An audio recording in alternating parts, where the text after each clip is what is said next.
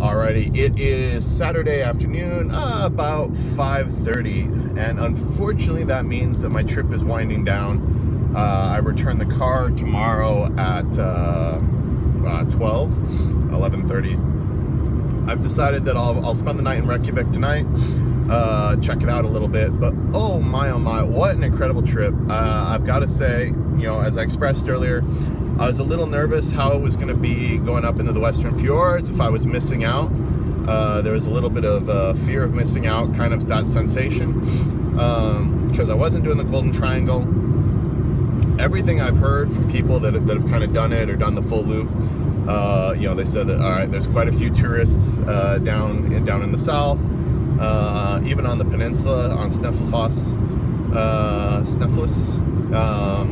I ran into just a lot more people. It's like you get to a waterfall, you get to something like that, and you've got 1 or 2 or 3 cars there, versus up in the Western Fjords. I mean, when I was at the cliffs with the puffins, there were times where it was myself and 1 other vehicle.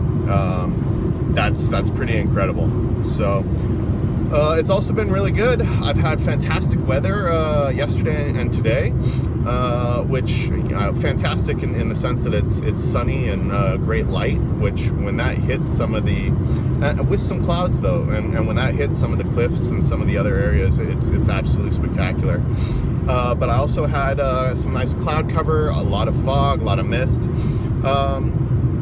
which as a photographer I didn't necessarily mind. The mist and the rain is a little bit more difficult, but everything else outside of that is really good. It did remind me that one of the things I really need to work on and I really need to learn about is how to photograph in the mist, and then a little bit more on difficult like whiteout situations. Not whiteout, but when you've got that going on, or you've got a lot of I don't know. I definitely need to do a gradiated filter more.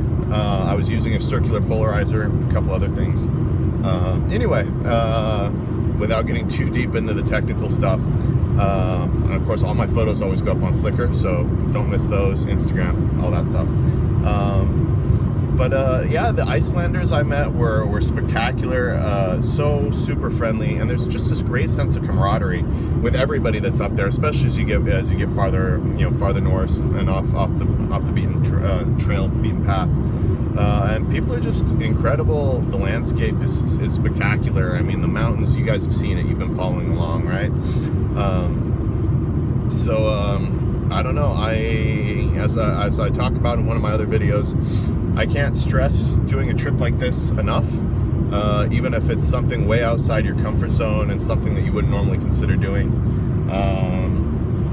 you gain a lot. And I mean, it would be fantastic to be doing it with friends. And I mean, having the photography component, that definitely adds something for me.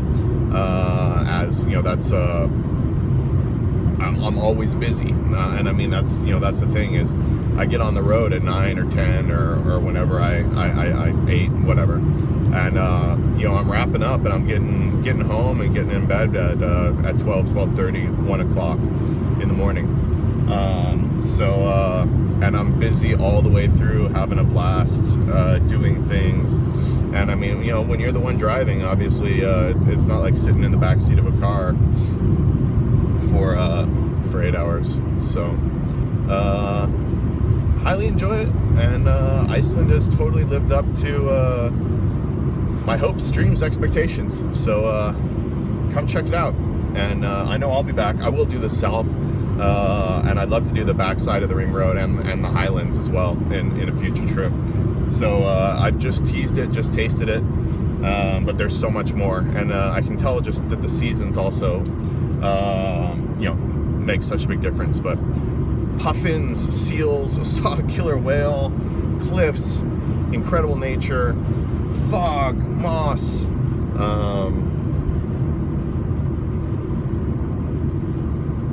I love it. And on that note, I'll leave you for now. Thanks for tuning in.